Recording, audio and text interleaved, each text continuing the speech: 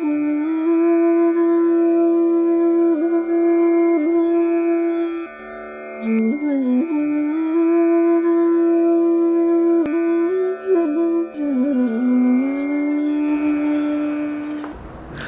कहते हैं कि हम ज्ञान की प्राप्ति के लिए अमुक विश्वविद्यालय में जा रहे हैं। अरे नहीं भाई, ज्ञान की प्राप्ति के लिए नहीं जा रहे, अज्ञान का विकास करने के लिए जा रहे हो। अगर दूसरे को कह दूंगा वो नाराज हो जाएगा। ज्ञान नहीं, अज्ञान का विकास, इसको हम विज्ञान भी कह सकते हैं दूसरी भाषा में। विज्ञान से परे सीमा पे फिर ज्ञान गई और वो पराप्रकृत के क्षेत्र के लिए दस्तक देने लगता है। वो ज्ञान यानी तब प्राप्त होता है, वो जो ऋतंभरा प्रज्ञा शब्द जिसको प्रयोग किया, वो तो आखिरी जन्म में, ये पहले संभव ही नहीं, बस विषय ही नहीं, सहस्रार और ऋतंभर। तो यहाँ से क्या है कि जो नाम और ज्ञान, नाम यानी ये गाय है, ये गाय है, यानी ये पशु जो है इसका नाम गाय है, ठीक, नाम।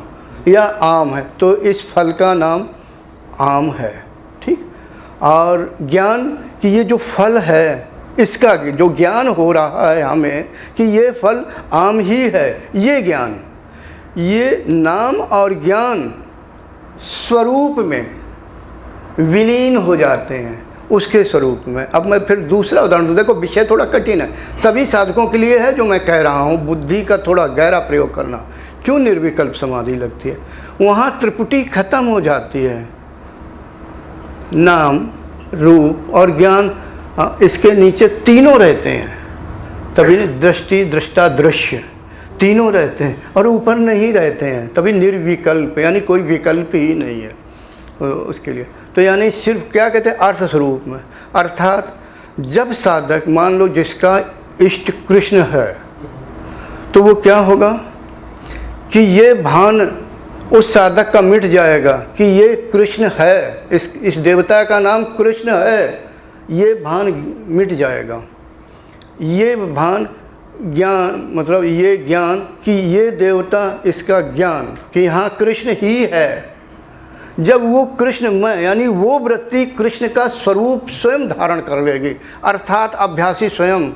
अब वो शब्द मत समझना जो मैं कह रहा हूँ कि सिर्फ कृष्ण ही कृष्ण, वो वृत्ति कृष्ण के स्वरूप वाली ही उसी के स्वरूप में हो गई।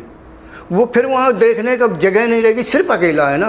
अकेला, कोई भी अकेला दूसरे को नहीं देख सकता, जो एक है नहीं देख सकता, देख तभी सकता जब दो होंगे जी।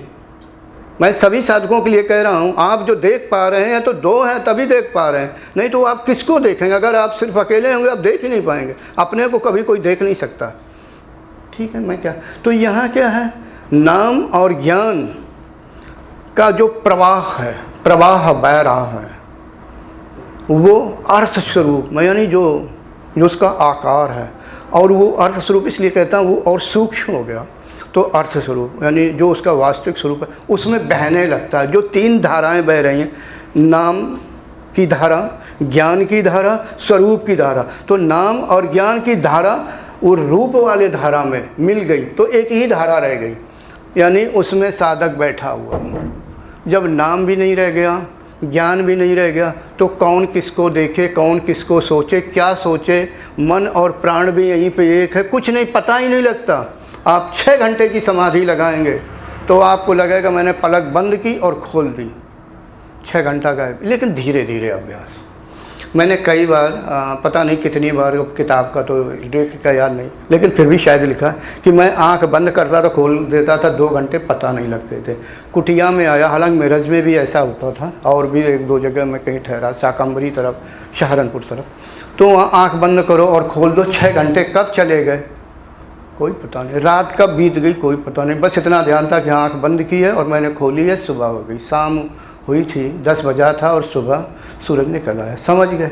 क्योंकि वहाँ एक दूसरे को बताने वाला कुछ है ही नहीं। लेकिन इसके नीचे क्या है, त्रिपुटी बनती, त्रिपुटी यही और बताने वाला है, विकल्प है। समझ गए कितना अंतर है? वहाँ एक ही स्वयं अकेला है, तब जो भजेगा, यानी जो दूसरे शब्दों में बता रहा, जो कृष्णमय हो जाएगा वो कृष्ण को प्राप्त करेगा।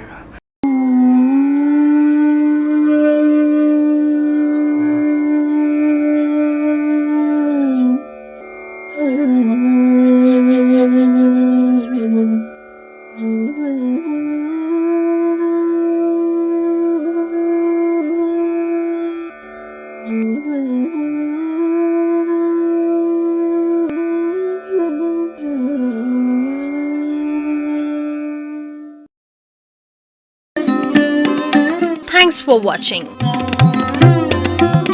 Remember to like, comment and subscribe.